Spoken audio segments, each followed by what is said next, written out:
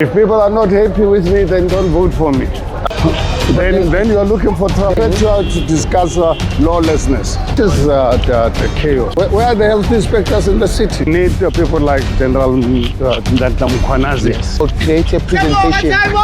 Okay. South Africa, we must fix Johannesburg. We're going to start by fixing Johannesburg to fix South Africa. I'm not going to.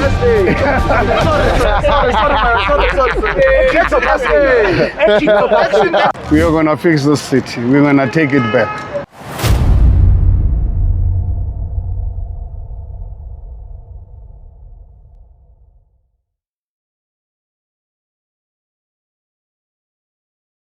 I want to bring you back here, which is our community center. Oh, yeah. Okay. And this is my team. These are the guys that we're going to be with. Hi, how's it? That's Fiso. Fiso, He's my deputy CEO at this moment. Hi, how's it? Julian, hi. And this is Zed. Zed, hi, how are you? That's Ntando. That's Zodwa. That's Ntando. Hi, how are you? Okay, great. And the little one? Hello. Good morning, how are you? Okay. On weekends, it's more like free play, just them having fun. But as you know, our model is more, we run tours through the building, and that's how we actually generate income. So I first walked in this place when I was 14 years old. I was 14 years old. So you actually grew up in So I was one of those kids 14 years ago. Walked in here, used to play games, and this became the safe space for us as kids at the time in the building, but then also throughout the neighborhood. There's no spaces that are exactly like this where you can just go as a kid, learn. So if you come in here on a weekday, there's a different program. So I want to introduce you to Zed. So Zed is our community director. Yes. She runs all the programs that happen here in the place. Zed. So these kids' parents actually all live in this? Not only in this building. Oh, they all come from? Yeah, there's kids that walk. So Zed, you can let him know the stats in terms of like who we have and what programs we have. Okay, currently we have about 250 kids between the ages of 5 to 12, and then we have 35 teenagers who are using the other skills. Yeah. So in this space, we teach them, we help them with their homework from school. So they bring their homework from school, we help them here. We help with reading. As you know, the statistics says most of the kids can't read to understand. Yes, so we have programs that well, in 80% of public schools today, they're dysfunctional. So we help with that as well. We also have our computer classes where we teach the basic computer skills to the kids. We have our rooftop gardening. So where we teach kids how do they grow their plants, whatever food that they eat, how do they grow it. We also have feeding corner there. So that will help with their fine motor skills and how our grandparents used to do things. So we have Legos there that helps them with the science skills. We have art and crafting, we have also that side with board games. So we teach them various skills. But now tell me, just one observation. Already, I mean, I can feel it. It's actually cold. It's winter, and you're still going to be facing June, July. So it's going to be much colder than it is here. How do you warm this place up? On a week, if I get a gas tank, 9 kg gas tank, and I run it up here, it only lasts me like 3 days or 4 days. So it means that every week I need to cough up 400 bucks to keep. So just to keep you this do place have warm. So we do have it, but then we can't really. No, what I'm saying is you do have gas units. The only thing is to refill. Yeah, it's just to refill it. How many gas units? So a week we need 2 9 kgs just to keep this place warm. Well, what I can offer from my side, based on the little I see, I mean, it's not a lot, but I'm sure it can help you. If you can speak to the supplier to send me invoice every time you want to refill the gas. You have the units, it's just the refill, and then they can send me the invoices so that on a weekly basis every time it's empty, they send the invoice. Okay, no, we're gonna head out to the street. So we're gonna start. So this is the famous Hillbrow tour, right? So most of our guests, they just come because of the iconic Ponty Towers. We can host them for an hour just for a tour here of Ponty. But then our most famous tour is the Hillbrow walking tour. I don't know if you guys are aware, by the time I left in 2019, I'd already expropriated 154 buildings. Yes. I'd identified over 600, and then 154 were already awarded to the private sector to start the building, bringing investment of 32 billion rands, creating 22,000 permanent jobs, creating in the history of South Africa 14,500 housing units. And then I had committed to release a minimum of 100 units, properties a year. Directly to that. But let's walk and talk because I don't want to waste any more time. You know, before you were born, this place in the 80s used to be the jewel of our country in the 80s. Yes. I bought, you know, are you aware? I've got a property. I bought a property in Hillbrow in 1992 for my sister who was working for Mill Park Hospital. Part of the syndicates of hijacking were politicians. Politician. Oh, my goodness! Look at this. I mean, we're gonna stop there at the top. We're gonna stop there at the top. And I can promise you, this is the hardest part of the whole walk. No, it's not. No, I'm just looking at this. And we're gonna stop there at the top, and we're gonna talk about this house, right? And this building, because this is exactly the stuff that you were working on, trying to sort out. And I was 10. I think when I moved into Ponty, I was 13 years old, and I used to live in Joburg Park. Moved here, and this place. It's unfortunate that I'm saying that it got worse because this place used to be better than this in a way, right? So let's stand here. The wasted space there. Huh? Let's stand right here.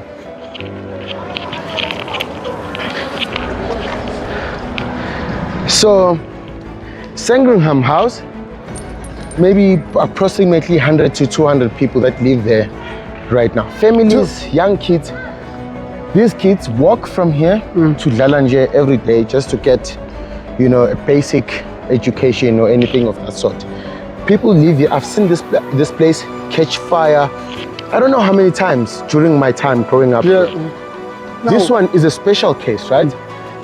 And I don't want to talk about this one now because I want to bring this up when we get to our other stop, because this building there's a court case that's linked to this building where the owner of the building actually wanted to come here and renovate this building, turn it around, but because he owed rates and taxes since, because everybody left Hillbrow after the 80s into the 90s. When there was when we started when the red line, yes.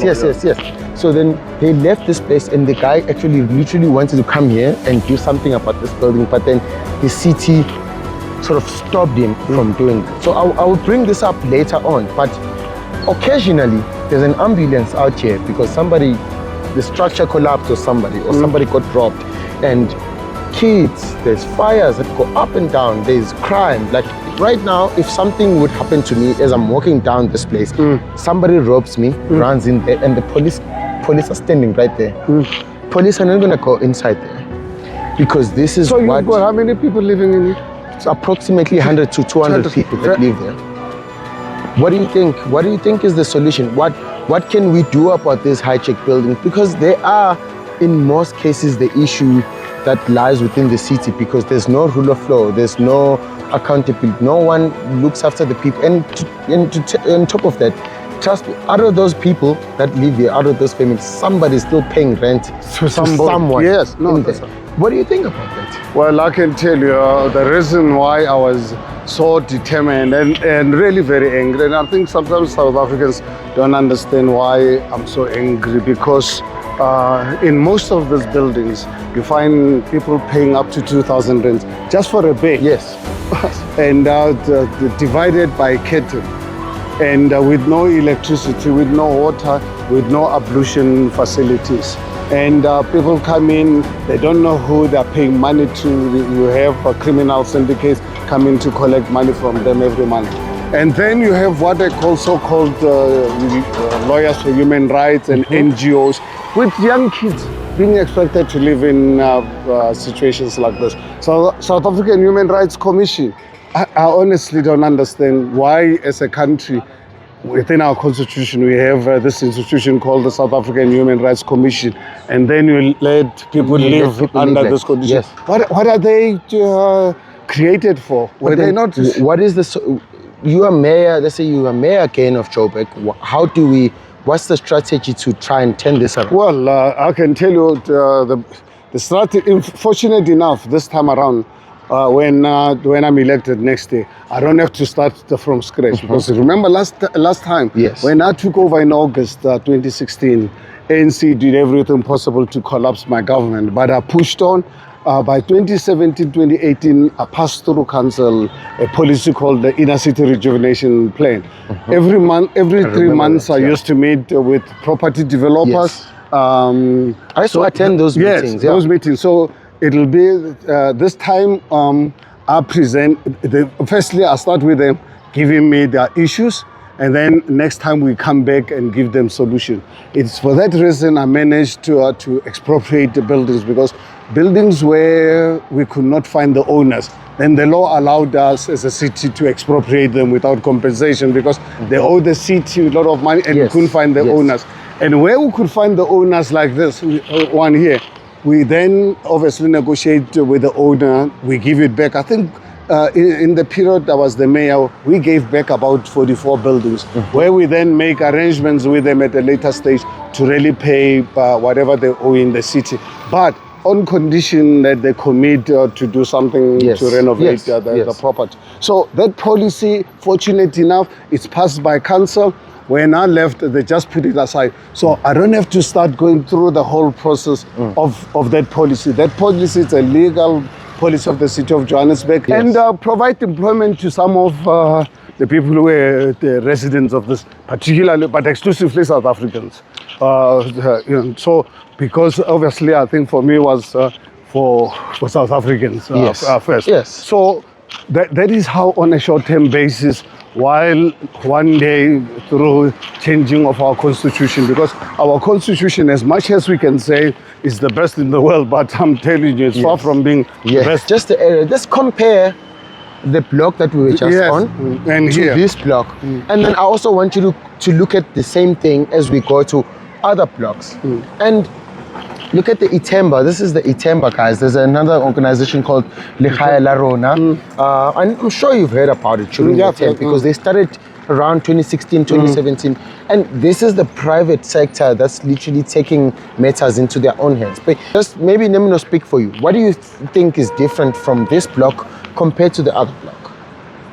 Well, I think you can see the cleanliness here, the reasonable, dignified. It can be better. Yeah. The city would really be an ideal place, because the rentals would be cheaper. But how do you then drive into Hillbrow? You wouldn't think so. What do you think would be the best support to the guys like Itemba, Lekhaya La Rona, that are already trying to do it without the government's help? What do you think would you do to support that? Because that's something that can definitely turn the city I think around. the first thing that you need to do is to capacitate the Metro Police to ensure that bylaws are adhered to.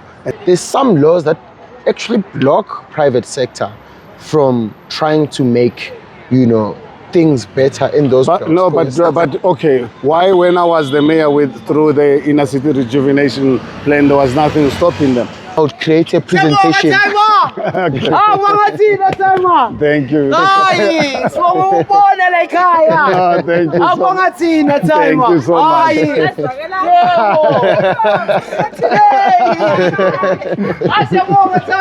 Okay. In the event I become a mayor, I can tell you during the first or second sitting of council, I want JPC to bring back that inner city rejuvenation policy. Yes. Thing like maybe this change, because how many mayors have we had since since you left office. I mean, I can't even keep count. Oh, yeah. And I think that's actually a disadvantage for Joburg. Also look after this property themselves. Well, the thing is, you know, one of the biggest weakness of our country is this term called Ubuntu. We tend to put Ubuntu ahead of the rule of law.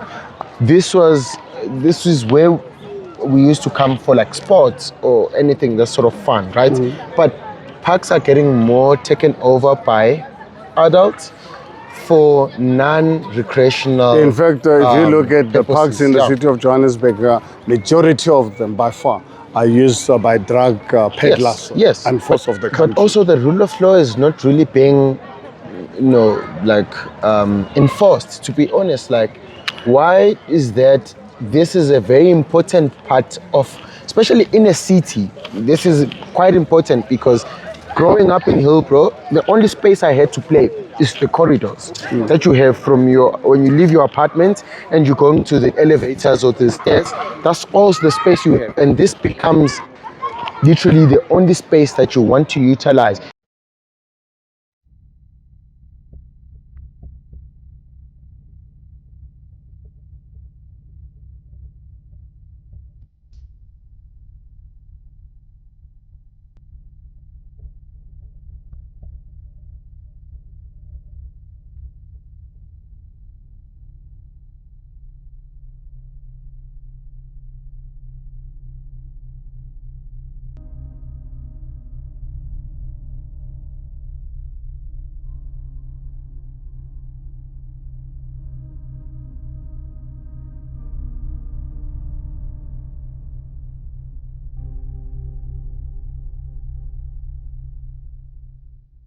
The permit to operate, and obviously you are given a dedicated space, and you've got to be a South African.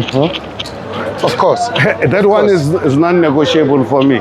Of course. If people are not happy with me, then don't vote for me. I mean, about look at this. now. I mean, how can you expect? People are selling food, and look at this is what we have. And health inspectors. Where are the health inspectors in the city? I believe in the capitalist system, but the capitalist system can only thrive when there's law and order, when there's not chaos. So what we are seeing here is this is not capitalism. This is chaos because you are not going. You are supporting your child. For me, it sounds like it's mostly about you are coming from the other side, not from the middle side. How are we gonna? No, there's why must you come out with the middle side? No, because you must have laws. Because we are trying to understand in both sides, right? Because no, I'm not prepared. Right now, I'm not prepared to discuss lawlessness. We call this the trading. This is the chaos. And look at, but this is from a health point of view. So if you have a health, counter argument is that I'm not interested in counter argument. No. Because but then it is the other part of it. You know why you need to make ends meet. You don't make ends meet by killing people. If I can afford to buy onion at ShopRite for 20 rands, but then they but you can't wait. Which is why I said that's why I was saying the middle ground. How can we? There should not be middle class. There should be something that you do to say yes. I understand this is your business. This is how you're supposed to do it. But I'm teaching you how to do it. I've said city. You don't have health inspectors to make sure that every shop, every trader, when you sell stuff that people eat, is the right type of stuff. How many kids have we lost in the townships? Closer. There we go, Mayor. You're too serious again. There we go. I'm disappointed. Yeah. We have a clear case right now of our president putting money under mattresses and sofas. So now lived more than half of my life under the evil system of apartheid. Yes. I grew up in an environment where our people, despite the fact that apartheid laws were saying we can't go into business, entrepreneurship in our communities was alive. So it's a question of having the right political leadership that is in politics for the right reasons. Unfortunately, right now, we are led by criminal syndicates. And this is my country. Yeah, how's it? All right, how's it? Man? All right, how's it? All right, how's it? All right, how's it? Man? Okay, great. All right, how's it? Okay, great. Don't worry, I'm just telling him we are gonna fix the city. We're gonna take it back. Please, We're gonna take it back. please, This country can be fixed. This city can be fixed, and actually, to fix South Africa, we must fix Johannesburg. We're gonna start by fixing Johannesburg to fix South Africa. We are voting. Okay. We are voting. We are voting your party. We are voting your party. I'm not protesting. sorry.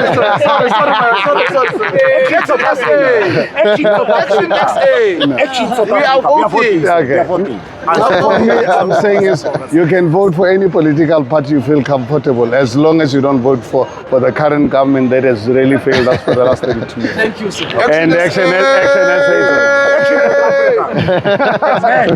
See, look at this. Look through here, you know, it's bad. The situation is bad. So how do we... So now you ask yourself, when was the city ever be here to come and collect this rubbish? When I was the mayor, immediately I introduced 24-hour shift, 3 shifts to clean the city. And then make the lifts are working.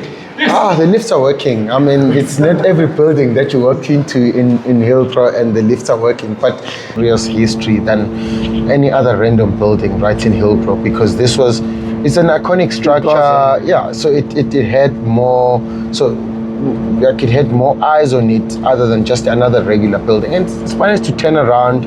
There's, working lifts, there's people that are normal middle class that work good jobs and they're looking after their families in here. But it can be better. It can be better. Let's come in. Welcome to the newly, well, it's not new at this point because at that point when you first came here, this was just a regular apartment. Hillbrow, when black people started coming into Joburg, Hillbrow was their first entry, the place where people live, Soweto and other places. People started living in here, despite the fact that we still had the Group Areas Act here. So international relations must depend on other people of the world to accept that South Africa is for South Africans. Or Durban, the Indaba was just last week, the WTM was last month, and people have sort of also lost hope about Joburg. People don't think that Joburg can be turned around. And what do you think about that as mayor? Well, I don't think it's a true reflection to say people have given up. It is going to be fixed. I'm totally convinced. But at the end of the day, it can only be fixed when you put in the right political leadership in place. What is your plan for Joburg? My plan for Joburg is to make this city to work. Candidates. Why should people trust you? Why should the youth actually go for you other than everybody else that's also campaigning? Look, one thing that people must understand, those who are saying they don't trust anyone, then they must accept the consequences of that decision. Just today, your experience today, what was your most interesting part? What did you enjoy the most about the Dlala Nje Hillbrow walking tour? I'll be lying to say that I enjoyed, but it was necessary, and I want to thank you guys for giving me the reasons to be committed to politics. Thank you so much for coming thank today. you so much. It was really lovely to meet you again and host you on our famous Hillbrow tour. I don't know, do we have any other questions? Come stand, shake hands, and we'll take a picture of you guys on the court. Of course, thank you so much. Right, good stuff. Oh, fantastic. Big smiles. I know it was a tough day. Thank you so much, Mr. Mashaba. Thank you to you and your team. Keep up the good work. Yeah, you're always welcome to come through anytime you want to come back for a Hillbrow tour.